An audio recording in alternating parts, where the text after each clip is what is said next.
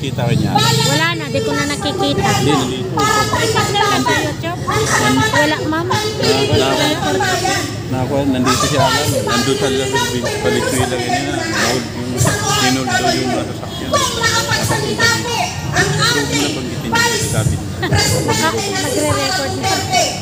Sa kanyang mga pananalita na sinabi na, sabihin na lang po natin na nabigla siya ng pananalita. Pero para sa akin po at sa sambayan ng Pilipino, hindi pagkakabigla yun na kung siya'y mamamatay. Sino ang dapat isunod sa kanya? Pero sa panagalan po ng Panginoon at alam ng Panginoon Jesus, Ama, hindi pa mangyayari yung mga ganong patakaran na pagbabanta. Sapagkat nakikita po ng ating Panginoon kung sino ang karapat-dapat na tumayo at paglingkod ng tama sa ating gobyerno. Una po sa lahat, ang tamang maglilingkod po na dapat po natin ihalan sa tamang landasin. Una, may takot sa Panginoon. Pangalawa, may paninindigan na hindi sila mangungurakot sa gobyerno. Pangatlo, may mga dapat silang itulong hindi para lastalin ang pera ng taong bayan. Opo, gusto ko po talaga magsalita kasi gusto kong maramdaman yung mga saloobin natin na nagtatataw po tayo na hindi pare-pareho mga sahod para lang mag-taxpayer, abiliyan, at iba pang mga biyayaan na dapat po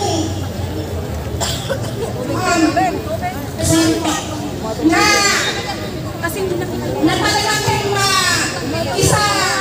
isang batas o isang walang tutunan natin lahat. Mahulog. Hindi siya makakapelot yan. Sinasabi ko sa inyo, ako po ay hindi bayaran. Kusang nagpunta dito para mga sambayan ng Pilipino, ng Pilipinas ay magising sa tamang lukan, sa tamang pinambang pagkakalapat-dapat upang ang mga tao, ang mga sambayan ng Pilipino ay magising na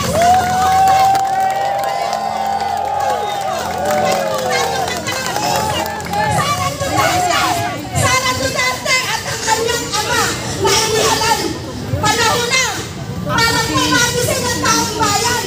Huwag na po tayo nagpapagandang tulad-tulad sa mga tiwaling gobyerno na nasa loob ng mga buhaya na nagkakaman na limpak-limpak na sa lapi.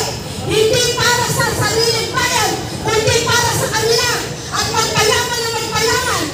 Pasensya lang po, gusto ko lang po talagang maisabi ang aking saloobin na hindi po dapat tayo nasubuko, lubos, pagkaisa tayo lahat para suportahan ang ating Vice Presidente na si Sara Duterte.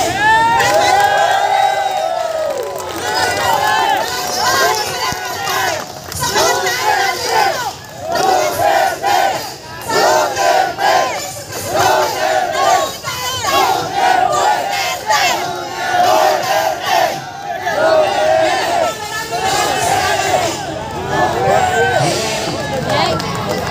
sino yung pipila dito para palistanan dito para mapapalagan Pilipinas!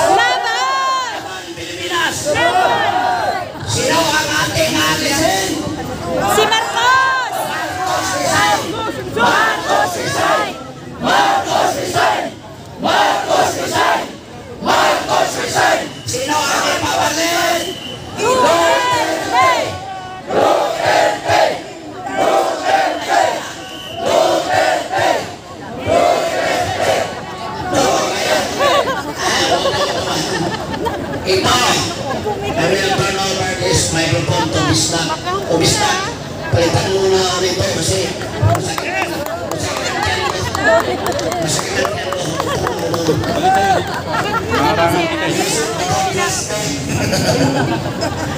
kailangan mo nang humiga. Walang tumagal. Maraming salamat po, Yusik. Papaligayan muna natin. Naubos na yung busis. Kailangan pa po natin yan papuntang Malacanang. Handa na ba kayo? Sasama ba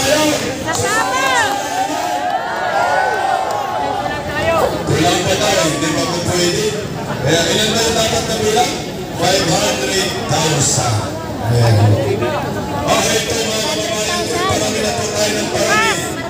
Ngunit, ang tanong dito, sasama kaya ang mga active militaries? Sasama kaya sila sa atin? Kasi dapat po sila yung magtatanggol sa konstitusyon. Sila po ang magtatanggol sa ating watawat. Kasi ang tungkulin po nila ay to serve and protect. Yan po. Ay kung ayaw nila, ay dito na lang tayo sa mga retirado. Gusto niyo? Gusto niyo ba? Ay, lakasan niyo. Gusto niyo ba mga paninig? Ang mga retired military ngayon? Nasa labas sila. Mga kababayan ko, isang nakatuwa ho. Makasama po natin muli ngayong gabi ang mga retired armies. Layang na layang pa ho ng pinanggalingan. Sabay-sabay po natin palakpakan at salubungin ng masibawang palakpakan ang Pilipinos. Ang pangalan nila doon? Ang Pilipinos Guerrilla Forces. Nandito palakpakan po natin sa pangalaman ng Pilipinan at Captain Daro sa Primo. Captain Daro. Nasa na ito? Joke lang.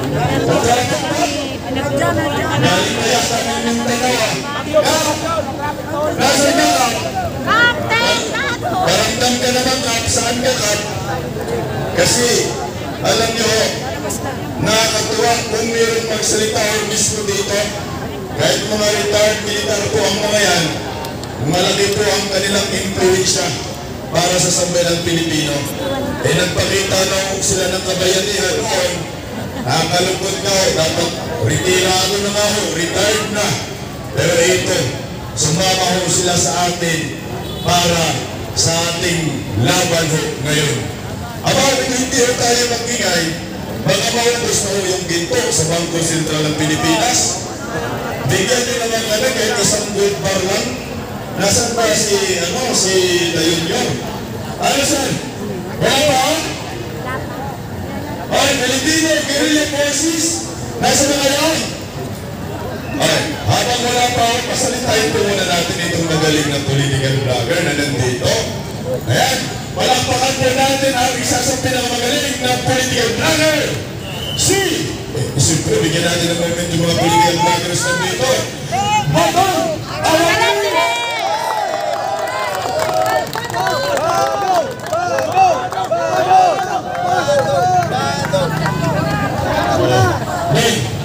Balatan mo doon ha, mga 10 minutos.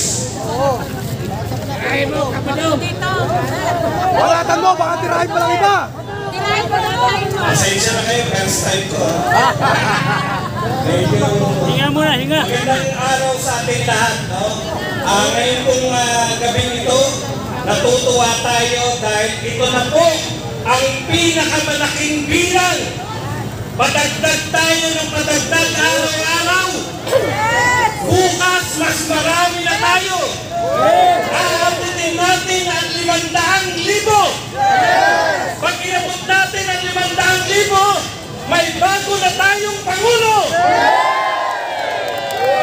Ay, ito pong pangarap yan, pangarap. Ang ating Pangulo, alam po ninyo, na pag nangako, sasabihin, 20 pesos ang bigas, sasabihin, hindi natin kaya yan, pangarap lang. Ang ating Pangulo, hindi niya maintindihan na yung pangarap ng mga Pilipino at pangako nila, kaya sila binoto dahil pinangakuan nila, tinapatan nila yung pangarap ng mga Pilipino. Pero ayon sa administrasyon ni Marcos, ang pangako ay nangangahulugan na hindi matutupad. Sanay na sanay. Mga kapatid, ngayon lang po, kanina, pagitan na naman ang ating Pangulong Marcos. Bakit? Pinakakalat nila kasabwat ni Tunying. Huwag po kayong maniwala na bumaliktad na si Tunying. Pinababago lang ni Tunying. Pinababago lang ang pangalan ni Marcos. Bakit? Ayan po, katulad yan. Ang usapan ko ngayon ay kay Tunying, hindi na po, inatras na po ang impeachment para kay BP Sara. Dapat ba tayong matuwa? Eh wala nga kayo ba isang pangreklamo? Matagal yun ang sinasabi, yung tungkol sa confidential fund, wala naman talaga kayong may kaso. Bakit? Dahil ang mga Duterte ay hindi magnanakaw. Ang Duterte naglingkod ng 6 na taon. Ombudsman na nagsabi. Ombudsman na nagsabi na walang kaso. Ito po, ang nakakatawa, sinabi ni Bibi Sara, way back nung nagsimula po sila dito sa investigasyon na to, ano sinabi ni Bibi Sara? Ang ginagawa ng Kongreso ay fishing expedition. Bakit? Wala silang kaso, kukuha lang sila ng may kakaso habang naghihiring. Totoo po ba yun? Totoo. Bakit? Kung may kaso sila, dapat sinampa na yung kaso sa pagnanakaw. Dalawa po ang pwedeng ikaso sa pagnanakaw. Yung pong graft and corruption at saka plunder. Meron po bang kasong plunder at graft and corruption? Wala! Ano ang balak nilang ikaso kay Bibi Sara? Gawa-gawa! Terrorism, anti-terror law, anti-terror act. Paano magiging terorista ang binoto ng 32 milyon na katao? Kailan lang nagsalita si Bibi Sara na ipapapatay niya si Marcos? Ilang araw pa lang, wala pang 1 linggo. Pero may kakasuhan agad. Pinasampi na agad sa NBI. Ano ibig sabihin? Nakakuha sila ng ikakaso dahil sa kanilang ginagawang investigasyon. Pero yung iniimbestigahan nila na confidential fund, may kaso na ba? Wala. Walang kasong pagnanakaw. So malinaw na ito po ay fishing expedition. Naghihintay sila na may masabi ang mga Duterte. Naghihintay sila, imbitahin ng Duterte. Pag may nasabi, kakasuhan nila. May nasabi ba yung mga Duterte? Meron. Bakit nagsalita si Bibi Sara? Na pag siya namatay, may kinausap na siya maghihiganti. Kasi may banta sa kanyang buhay. Diba? Bakit niyo siya itidimanda sa sinabi niya na pinagtatanggol niya lang ang kanyang buhay kung siya ay mamamatay?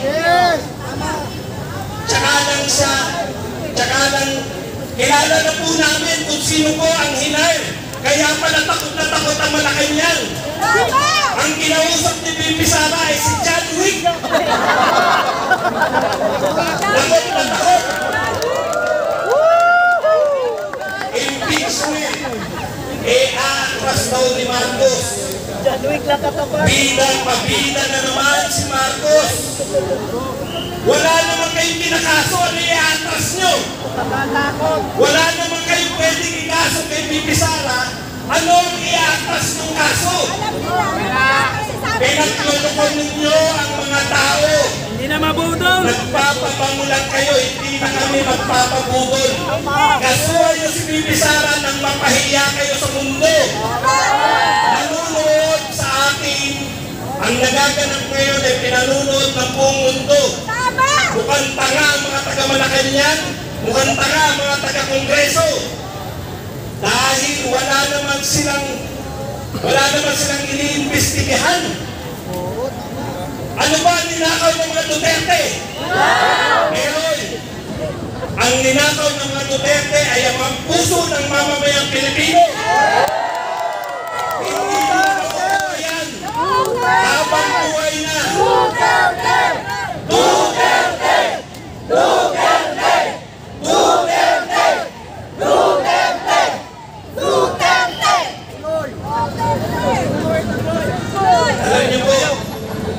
tuwang-tuwa kami. Nariyan po yung mga taga-media. Nariyan ba yung media? Wala? Nanood kami. No? May pinanood ako taga-Channel 7. Kami nakikiusap sa inyo na pumarehas kayo. Wala. Meron kayo inaharas dito. Ayaw na magpakuha ng video. Kinukunan nyo pa, pinagtatawanan nyo. Pag ayaw mo magpakuha ng video, huwag nyong kunan. Palamukadan. Okay. Mga kapatid, supportahan po natin ang pamilyang Duterte. Sabi ko, marami kami mga viewers nagsasabi, Badong, konti lang naman tayo. Tsaka na kami pupunta pag dumami na. Pag milyon na. Mami, moment ko muna to. Kunti lang. Sabi po ng mga viewers namin, tsaka na kami pupunta dyan pag milyon na. Ang sabi ko naman, kahit konti lang tayo, mas masarap dito dahil ay papahayag natin yung sa loobin natin. Di po ba? Ngayong pang gabi dito, mapapabagsak na natin ang gobyerno ni Marcos. Hindi po. Maaaring hindi pa. Kulang pa eh. Nananawagan pa tayo eh. Di ba? Pero, bahagi na po kami ng kasaysayan na to. May mga nakausap po ako rito. Taga-EDSA 1. Tinanong ko, milyon na ba kayo kagad doon nagsimula? Hindi! Nagsimula sila sa 100. Ito po, kaklase ko ni Trili. Ayan, mamamot ko muna to, mamaya ko muna. Nagsimula sila, 100, 200, umabot ng milyon. Tayo, pag ilang araw pa lang natin to, libo-libo na ang narito. Maraming salamat po.